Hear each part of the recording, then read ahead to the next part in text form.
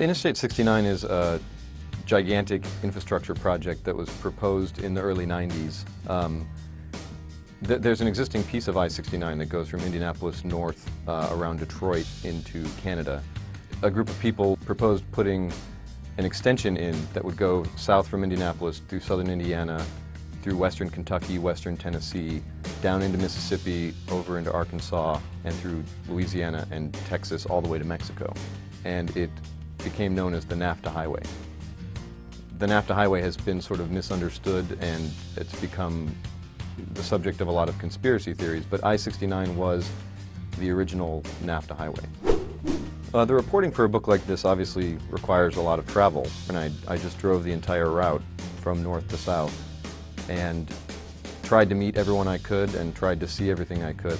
But the book is about the sort of big issues involved in planning a highway like this, but it's more about really the local places and the local people. And so spending that kind of time along the route, seeing the places for myself and feeling what it's like maybe to live there really helped a lot. And it became instrumental to my understanding of why people felt the way they did. I wasn't focused on whether the highway should be built or not. And actually, the first people I interviewed were the opponents in Indiana.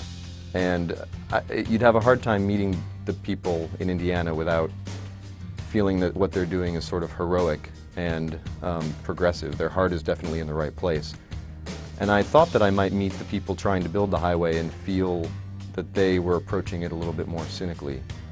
But in fact, what I found was that they are pillars of their community and their hearts are in the right place too. So it became only harder to really focus on whether the highway should be built or not. So Interstate 69 became a bit of a vehicle for thinking about these larger issues and a framework for thinking about transportation policy and development.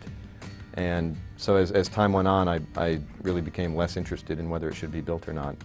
It's a story about America, and however you might feel about it in Chapter 2, you might feel differently in Chapter 10, and you might feel even differently in Chapter 15. I think it's a book that lends itself to some healthy confusion on the part of the reader.